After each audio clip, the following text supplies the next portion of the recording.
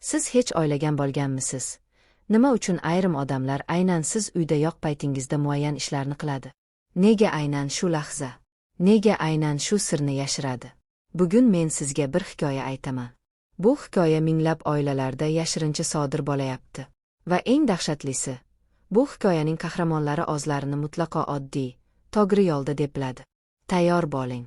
Chunki bu faqat bir hikoya emas. Bu ko'pchilik ko'rmagan haqiqatning yuziga qarab turish. Har bir uyda sirlar bor. Har bir insonning ichida hech kimga aytilmagan narsalar yashirinib yotadi. Bu tabiiy. Lekin ba'zi sirlar bor. Ular vaqt o'tishi bilan katta yuk bo'lib qoladi.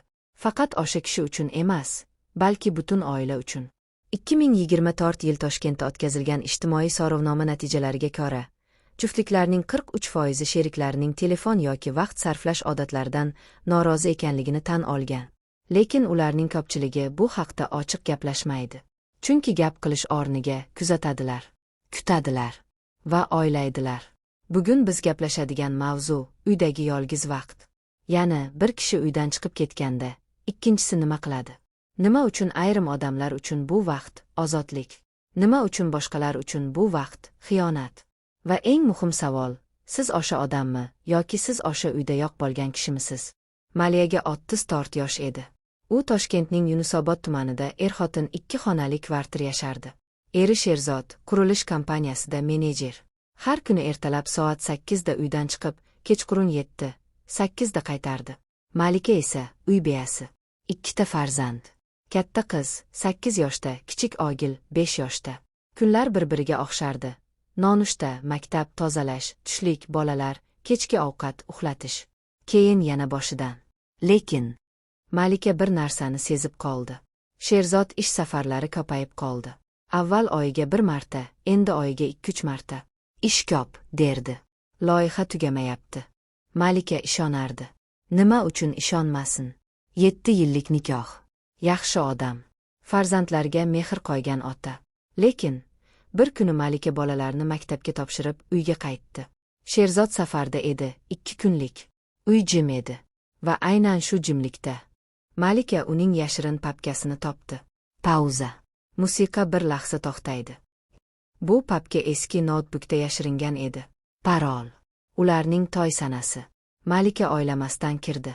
Va u yerda Sherzodning yillar davomida yashirgan boshqa bir hayoti yotardi. Malika ko'rganlarini tushunib yetganda, u yiglamadi. Hatto qimir etmadi. U faqat o'tirdi va o'yladi. Qachon boshlagan ekan bularni? O'yladi.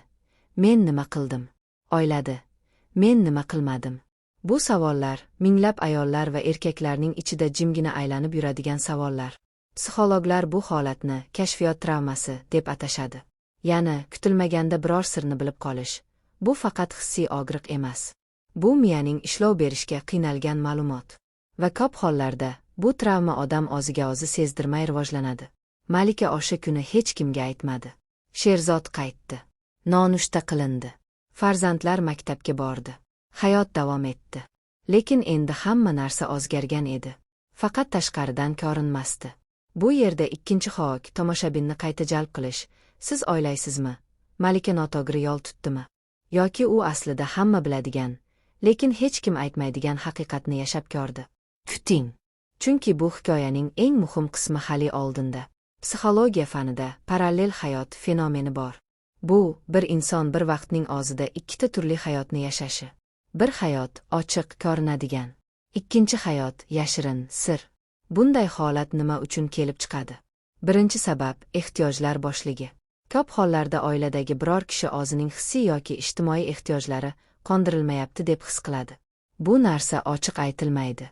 Balki eri doim ish haqida gapiradi, xotiniga esa quloq solmaydi. Yoki xotin farzandlarga oralib, erining mavjudligini his etmayapti. Bu boshliq oxir-oqibat boshqa joydan to'ldirilishga intiladi. Ikkinchi sabab yolg'izlik oilada. Paradoks. 2 kishi birga yashaydi, lekin hech biri boshqasini tushunmaydi. Toshkentlik oilaviy psixolog Dilnoza Yusupova o'z amaliyotida shunday deydi. Eng qiyin holatlar baqirib-chaqirib urushgan juftliklar emas. Eng qiyin holatlar jim yashayotgan juftliklar. Ular bir-biriga gapirmaydi. Faqat kun o'tkazadi. Uchinchi sabab odatlanib qolish.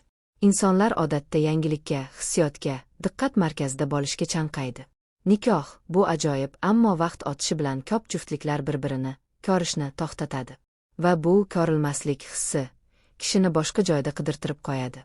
Malika ham o'yladi bularning barchasini. U Sherzodga yaqin va uzoq paytlarni esladi. Qachon u so'nggi marta uni haqiqatan eshitgani. Esladi. Qachon so'nggi marta birga kulganlarini. Esladi. Va o'zi ham qachondir uzilganini his qildi. Bu eng og'ir anglash. O'zi ham bu jarayonning bir qismi ekanligi. Malika o'sha hafta do'stiga qo'ng'iroq qildi. Yo'q, Sherzod bilan janjallashish uchun emas, balki o'zi uchun psixolog qidirish uchun. Bu qadam ko'pchilik o'ylagan, lekin bajarmaydigan qadam. Psixolog bilan uchrashuvda Malika birinchi marta o'ziga o'zi bir narsani tan oldi. Men ham yillar davomida o'zimni yo'qotib qo'ydim. Sherzod nima qilganini bilaman. Lekin men ham o'z hissiyotlarimni, ehtiyojlarimni yashira o'zimni quritib qo'ydim. Bu muhim burilish. Chunki hayotdagi ko'p muammolar faqat bir tomonning aybi emas. Ko'p hollarda muammo ikki tomonning jimgina qurib borayotgan ko'prigida yotadi. Malika Sherzod bilan gaplashdi. Bu suhbat oson bo'lmadi. Yigi bor edi. Jim qolish bor edi. Ayblov ham bor edi. Lekin eng oxirida ikkalasi ham haqiqatga yuz tutdi. Sherzod aytdi: "Men seni yo'qotib qo'yapman deb qo'rqqanman. Lekin qo'rquvdan gapirishdan ham qo'rqqanman." Malika aytdi: "Men seni kutganman. Lekin kutishni bildirishni bilmay qolganman." Dunyo miqyosida o'tkazilgan tadqiqotlarga ko'ra, juftliklarning 67% nikoh davomida kamida bir marta hissiy uzoqlashish davrini boshdan kechiradi. Bu davr ayrim hollarda haftalar, ba'zan esa yillar davom etadi. Oilaviy muammolarning eng katta sababi pul yoki xiyonat emas, balki muloqot tanqisligi. Ya'ni biz gaplashamiz, lekin bir-birimizni eshitmaymiz. Psixologlar yana bir muhim narsani ta'kidlaydi. Muammo yuzaga kelgandan keyin 3 oydan 6 oygacha bo'lgan davr eng muhim qaror davri. Agar bu davrda juftlik muloqotga qaytmasa, muammo chuqurlashadi. Dilnoza Yusupova yana shunday deydi: "Odamlar xiyonat so'zini eshitganda ko'pchilik jismoniy narsani tasavvur qiladi. Aslida eng og'ir va keng tarqalgan xiyonat hissiy xiyonat. Ya'ni sherigi bor-yu, lekin boshqa birov bilan his qilish, tushunilish izlash.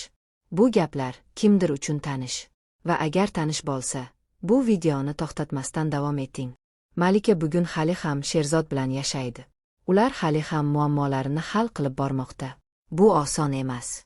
Lekin ular endi jim emas. Bu hikoyadan bitta emas, bir nechta dars chiqarish mumkin. Birinchi dars: uydagi jimlik bu tinchlik emas. Ba'zan jimlik eng baland faryod. Ikkinchi dars: yashirin hayotlar to'satdan boshlanmaydi. Ular sekin-asta e'tiborsizlikdan, gaplashmaslikdan quriladi. Uchinchi dars: biror narsani bilganingizda darhol reaksiya berish shart emas. Avval o'zingizni tushunishga harakat qiling, keyin gaplashing. To'rtinchi dars: oilangizga qalaysan deb so'rash bu kichik narsa emas. Bu ko'prik qurishning birinchi gisht. Beshinchi dars: yordam so'rash kuchsizlik emas. Psixologga borish, do'stga qo'ng'iroq qilish, muammoni tan olish bu eng kuchli qadam. Va siz bugun shu videoni ko'rayotgansiz. Siz Malikami yoki Sherzodmi yoki uchinchi bir odammisiz? Bu ikkalasini chetdan ko'rayotgan. Qaysi bo'lmang, bir narsa aniq, haqiqat har doim yashirinishdan kuchliroq. Agar bu hikoya sizga biror narsa his ettirgan bo'lsa, quyida kommentariyada yozing.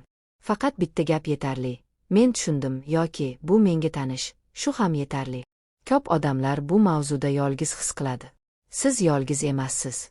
Agar bu video foydali bo'lgan bo'lsa, like bosing, do'stlaringiz bilan ulashing. Va agar bu kanalni hali obuna bo'lmagan bo'lsangiz, obuna bo'ling. Chunki bu kanalda hayotning haqiqiy tomonlari haqida ochiq gaplashiladi.